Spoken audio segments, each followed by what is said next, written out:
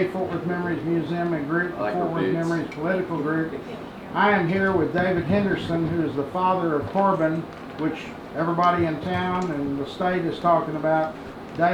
Corbin is having a battle with cancer and he's not doing real good. It's only expected a short time before he succumbs to cancer. And you're having a problem seeing your son? I am. So 3 days ago, with respect to what the court asked me to do prior to their ruling, they asked me that if he was tired or sleepy, to keep that in consideration, to not bother Corbin. So I complied with that. The following day, the order was issued, which negated the prior order that I could see him for 3 1-hour time slots, and forwarded it to the 17th, which was yesterday. And then yesterday, the mother decided to, despite testimony that she could not move the child, and that was her excuse for not allowing Corbin to be moved to a different location where visitation would be more accessible. She took Corbin to Dallas Children's Hospital to get blood products that he needed, as opposed to giving them either in the home or a place that was closer. It's probably a 30-minute drive each way from her house to the hospital. And my house, which was offered as a location where she would have 24-hour access with her family or whoever she chooses, was apparently too far. But she stayed at the hospital to get the blood products, which again, he obviously needed, until she texted me at 7:50 p.m. where when she said that he was back at her house, and the orders only allow me to be at our house until 8 p.m. With the new standing orders. So what is it that I know you've got Chris Putnam, and there's a room full of people here that have equal stories that I've heard about family courts. What is it that the family court is denying you? Isn't your son, the vacation time, supposed to be with you starting yesterday? So Friday was the time. Explain the judge's first ruling. Sure. Friday was the time that our visitation schedule prior was set to switch, where I would have possession of both of my sons. But because of the current situation, that's all changed.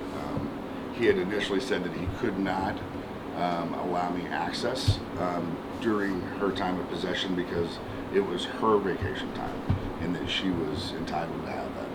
So, but now it's your vacation time and you're being denied access, right? Well, yes, that's because the orders changed as to how and where he is to reside during this time.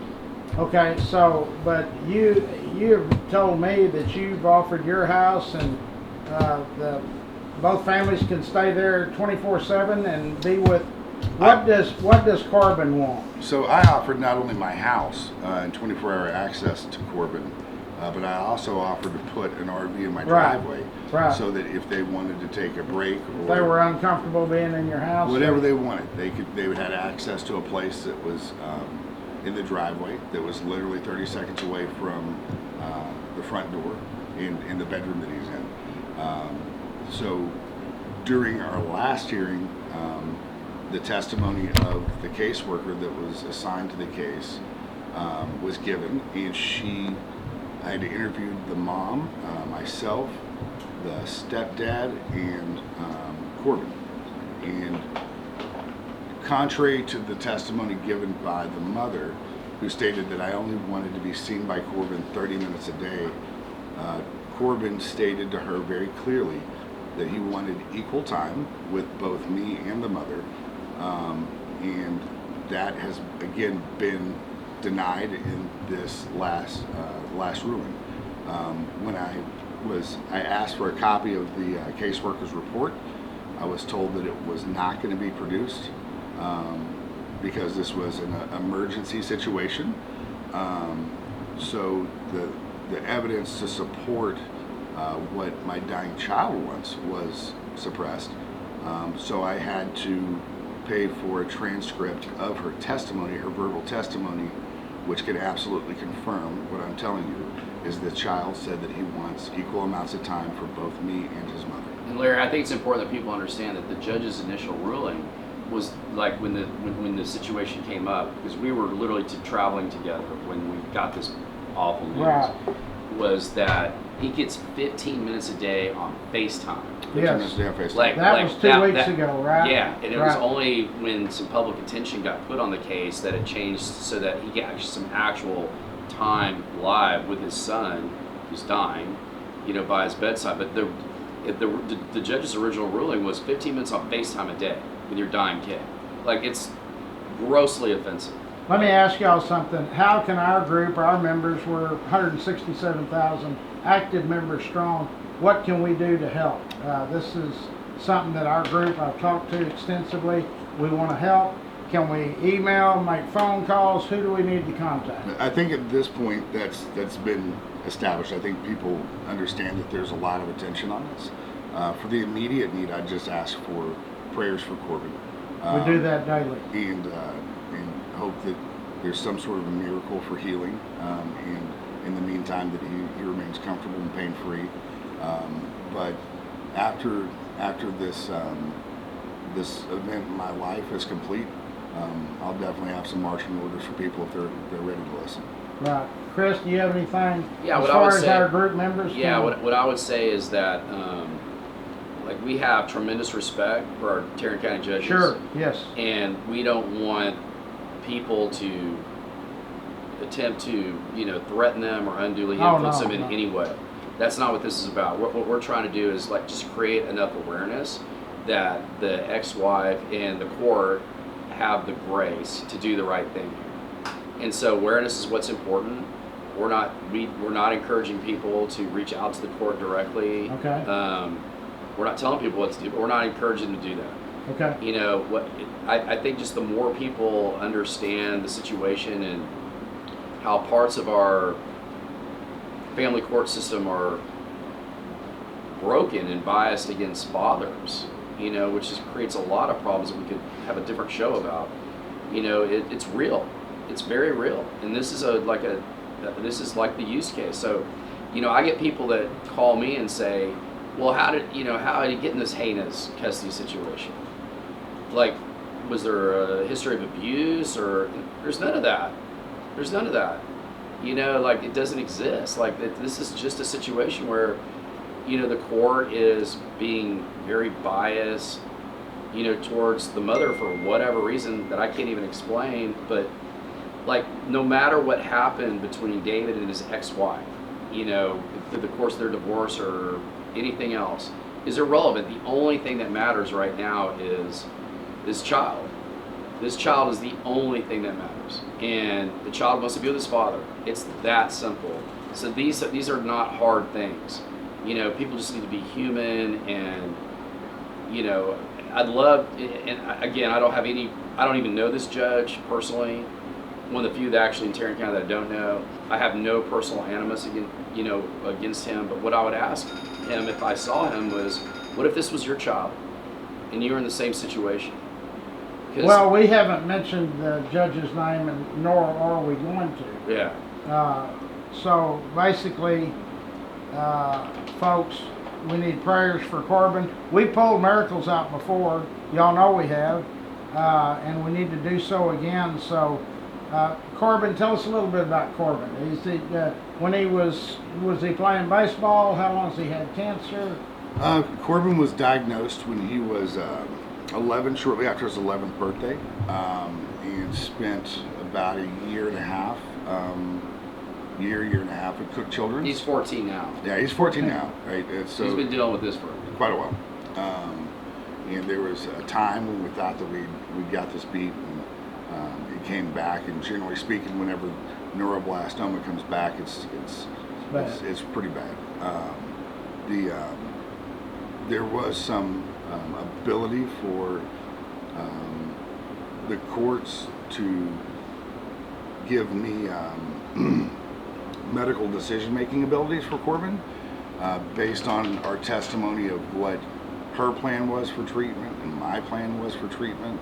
I sided with the Child Oncology Group's recommendation at Cook's. At Cook Children's, and she had pulled Corbin out of that. That's how we ended up in a hearing over that. By the way, talk about your experience with Cooks. That was amazing. Like, it was just absolutely phenomenal. That there couldn't have been better care there. But they actually have a team that specializes in Forward should be very neuroblastoma. proud. People coming from all across the world to get treated for neuroblastoma there. And instead of following the path of recommended treatment by virtually every hospital in the world, because she had some disagreements with the hospital because they essentially called her out on some things, she decided to take him out of standard treatment, and not because it's cruel or because they're angry, but because the level of poisoning that they do to the body and the damage with the massive amounts of chemo during this protocol, you can't go back because it will literally kill the person that's receiving it a second time. And there's a timing sequence between the massive amounts of chemo and radiation, collecting stem cells from his own body, putting him in stem cell transplant, which is basically like a nuclear bomb going off in your blood to level everything out, and then re-injecting your own stem cells back in your body to help rebuild your blood. The hopes is when all that happens, you soften up the cancer, you hit it more with radiation, you go in, you level out the blood, you kill everything including the cancer cells, and then you bring the blood back so the body comes back with everything healthy but none of the cancer. I was told that he probably would have had about a 90% survival rate. She decided to take him out and put him into a trial in New York City. And knowing that she was going to do that, and knowing that my plan was to stay with Cooks, and even with the testimony of the child's own oncologist in that court stating everything that I've just stated, this same judge allowed her to have complete and total medical control over this child, knowing that she's going to do this, and that's very likely how we ended up in the position we are today. Wow. And then the poor decisions of the court have just continued. Larry, I don't know if I told you, but part of the new order is my sisters, my brother, his cousins don't have access to him before he passes. He was entirely gracious enough to allow my parents to come for 90 minutes on Father's Day to see him, so that my father, on this Father's Day, gets to say goodbye to his grandson for the very last time. And that doesn't matter at this point if Corbin makes it a day or if he makes it a month. The last time that my father gets to see his grandson is going to be Sunday, and he has to say his goodbyes while Corbin doesn't even know that this is the end of his life. So the absolute cruelty in these rulings is just unimaginable. And to tag on to what Chris was saying earlier, there's definitely a bias against fathers, but that does not mean that there's not some extremely tragic cases that have been pinched upon mothers, right? There's all kinds of silly and dangerous that have long-lasting effects on society and these children's involves lives, decisions made in these courts every single day, and nobody seems to care unless they're the person that's being victimized. Well, I guarantee you've got a whole world or a town full of people that care, and I ask that all of our members 2 or 3 times a day say your prayers for Corbin and this family, David, the mother, everybody concerned, and the reason these folks are meeting over here today is they're trying to chart a course for some type of better way in family courts and make people aware of it, and our group is going to be on the forefront of that. So anything else anybody want to say to the members while we're here? David, would you like to have other media as well Sure. contact you? Like if you had some of the more local broadcasts or Sure. something, would you be okay? Yeah, I think awareness is what's important here. I'll speak for Dick. Sure. Awareness is what's important here. Again, we don't want anybody to try to unduly influence or threaten the judge in any way. That's not what we're about. No. You know, this is about this. There's nothing political about this. It's Right. about one thing and one thing only. That's creating time for this father and son to be together at the most difficult moment of their lives. And what you've mentioned, though, is but awareness, Yeah. like people knowing about it makes a difference because the courts know that there's eyeballs on it. But the court Yeah. also knows, Chris, that based on the independent third party's testimony, that is a trained caseworker in this case, Yeah. that my son's dying wishes, right, even though he doesn't know that he's dying, were to spend equal amounts of time with me and the mother. And clearly the court does not care what my dying child wants. Well, just by the way, so the quick history there is, so the court commissioned a social worker to interview him, as David mentioned, right? And we were actually a little bit concerned about that because there's like a lot of people will say like, yeah, a judge will do that. Again, I'm casting no personal aspersions on this judge at all. I don't know the guy. I know a lot of people that actually like this guy a lot. But like, they'll have the social worker do the dirty work for them, right? So it's not they're not making the decision. Well, in this case, the social worker actually did the right thing and told the truth. And the truth was the kid absolutely wants to be with his father, an equal amount of time, and he doesn't care where. Like his mom's house, his dad's house, wherever. And to your earlier point, David's offered to open up his home completely to the ex-wife's family and just open door policy, right? So, we just need, I think what we need is for the ex and the judge just to see the amount of community support that's behind this, because I'll tell you that's been overwhelming. Like in a fantastic way, what you're doing here today, like it's been overwhelming. Like there's nobody that thinks this is okay, nobody. And the more attention that it gets, I think the more the judge and the ex will find that grace to do the right thing. But we don't want to do it in a way that's negative and that is threatening in any way. Like this is just about like creating awareness so people know the issue and are in a productive way encouraging the right thing to be done. I think it's really important. And we're going to follow up with this story. I like to say in every adversity there is a seed of equal or greater opportunity. So please realize that what you are denying Corbin now, in his afterlife, it will come back and demand a correction. And that tsunami wave that will come if you don't do the right thing now will be far bigger than we have imagined. So why don't we just do the right thing now? Yes. And nothing that had to do with their divorce matters now. The only thing that matters is his child. Right. There's It's just the child. that's all that So matters. the child does not know he's dying. His brother knows, his older brother, he has an older brother that's 16 and a half. But Whose decision was that? Or did y'all make that decision? Or? it was unilaterally made by the mother, and I wasn't even informed of that until I had to ask. Larry, you got to understand, I didn't even know that my child had been entered into hospice. Yeah. We were in my place in Colorado. I didn't even know The until wife never even contacted him. a mutual friend of her friend called to let me know. Like I didn't even I didn't get the grace to get notified at the time that it happened by his mother, and she had let enough people know before his oncologist had time to even tell me that I had to get notified that my son was in hospice by a friend. Wow.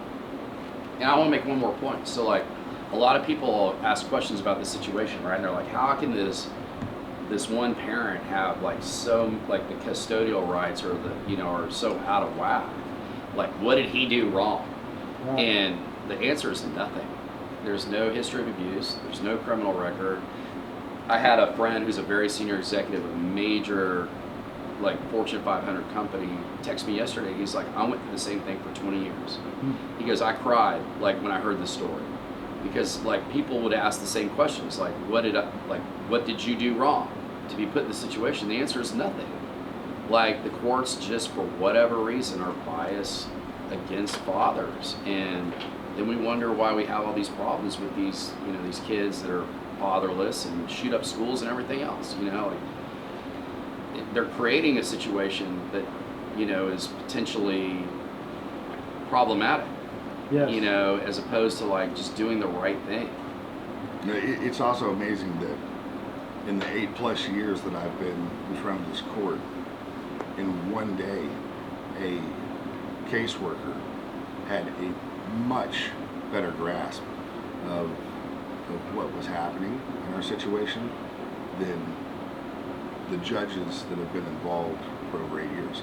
But that was the punchline. So the judge commissions the social worker to interview everybody. The social worker comes back and says, the child told me I want to be with my dad. And then the judge, provides this highly restrictive access. This is what the after child the social wants. worker's this is what the kid wants. And Like, what what's the purpose of having and her what there? Corbin wants right now, and he needs to be around his family, his entire family. That's Sure. all that matters. And he's on the record as saying that. And again, there's nothing here that would be, that should create a restriction to that in any way, like criminal history or abusive history. Nothing. Zero. Can I say something in regards to that? Because what you said is the child told the caseworker. And so what these attorneys will say is that it's hearsay. And even though it's court ordered because it's a child, but attorneys have loopholes for everything. The main point is, well, first of all, obviously it's disgusting, but materiality is a Texas statute. And that means that if you have evidence that would change the entire outcome of the case, regardless of the rules of evidence, it must be shown. They are suppressing this evidence on purpose, and it's sick. Well, It is very sick. well, In my particular case, they didn't just neglect to take that into consideration. When I asked when the report would be ready, the judge spoke instead of the social worker, the caseworker, to say that it would not be produced. The reasoning was because it was an emergency situation. There's can another only think important of- point here, of which is one these, reason. there are no public hearings here. Like, they have taken these hearings onto a private, Zoom platform. So there's no public. They don't want people watching. And that's just, we need to have transparency, right? Like in our court system, we need to have transparency in all elements of our government. Okay, people, I'll follow up on this story daily, and we'll probably have David and some of these others on here shortly or in a few days. So keep your prayers up for David and for Corbin. Thanks.